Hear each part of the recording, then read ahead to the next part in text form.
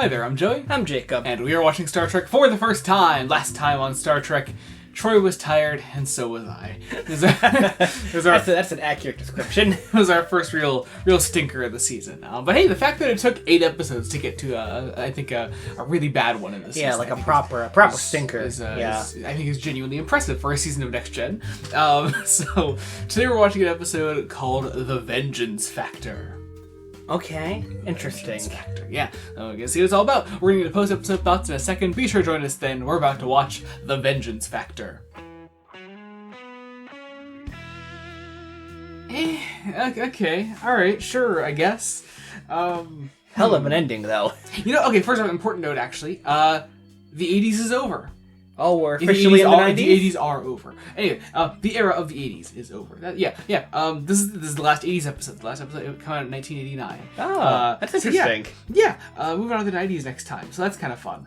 Oh, man. I didn't love this. No, this is not the greatest episode. Yeah, it's kind of one of those, like, So here's the thing. I want to say it's a murder mystery with only one suspect, but no, it's not even a mystery. No, it's a murder mystery only in the regards that the characters don't know who did it. I can respect a murder mystery with only one suspect, because at least there's still a mystery to solve. But they tell us exactly what the whole deal is right at the start of the episode. And I feel like I have a hard time getting invested at that point. Especially when, there are these big deals made of scenes where, Riker unlocks, more of the mystery when, he finds out the bug with Crusher. And when he sees the picture of Yuta. And it's like, I don't know. We know all this already. Yeah, as an audience, we know this information. You feel like you're kind of having your time wasted, don't you? And it's like, okay. I don't know. What did I like? I don't know. Let's look through my notes. What did I like? I liked the... I loved the line that Worf had to those guys that were ambushing them. He's like, your ambush would be better if you bathed more or something. So fucking funny. Loved it. You know what? Important point we brought up. Not important point, but just a point about Trek, TNG in general. That I think is interesting. In that, we noted that you joked. I joked, when the landing party beamed down, you're like, oh, it's all named characters. Nobody's in danger, But but then I was like, no, that happens every time on TNG. They never really beam down unimportant characters. No, there's no unless they're planning on killing them off. Yeah, unless they're planning on killing them off, like with Yar. But no, there are no just generic red shirt crewmates, to go ahead and kill off like they did all the time in TOS. But then I thought back to the bonding, where I was like, no, we take random crewman death a lot more seriously in this show than we did back in TOS. Every time a red shirt died, it was like Kirk's like, well, that sucks. Yeah. There were a couple times when he'd be like, I have failed this man, and that would be the plot of that particular episode. Mm-hmm. But that was it. And that only felt that way for Captain Kirk in particular, because they were usually someone he knew somehow. Mm-hmm. Yeah. Like the guy with in the episode Obsession, or with his dad and everything. Yeah. Or I think the Apple had one where Kirk knew personally for some reason. Mm-hmm. That sounds right. But no, in this case, we take the death of a random crewman a lot more seriously, and so I can appreciate that. But I would like to see more other people go on away missions. Yeah, because it does feel like we see a lot of the same people on the away teams. Yeah. I like to see that more, but. Bad mystery, didn't like that. I did kind of like Brule as a character. I wish he got a bit more screen time. He kind of gets pushed to the side once Corrigan gets introduced. Yeah. Because he was fun. Because I like Brule with Wesley. They set them up as an interesting, quick dynamic. Mm-hmm. And it ends pretty much as soon as he's like, I have a son. He's your age. Yeah, and then there's nothing more on that. I would like to see more with that. And Brule gets pushed to the side very quickly, and it's kind of pointless.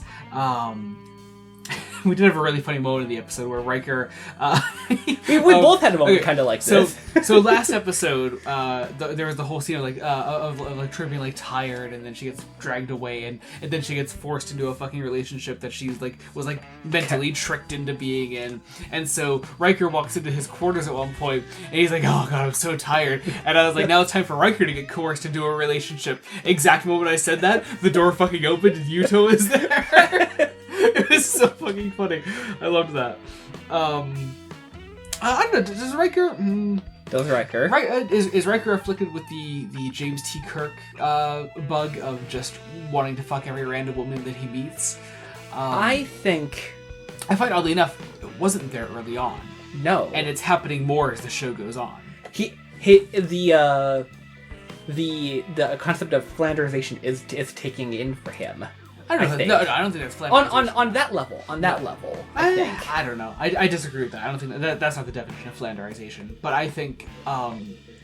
But I'll agree with your general idea that he wasn't really being the ladies' man at the start of the show. And now, I don't know. Maybe because early on, maybe a lot of the early show was developed without Jonathan Frakes specifically in mind, and maybe once you get the feel of who Jonathan Frakes is more, he does fit more with the Captain Kirk mold of the action star, handsome young guy on the ship.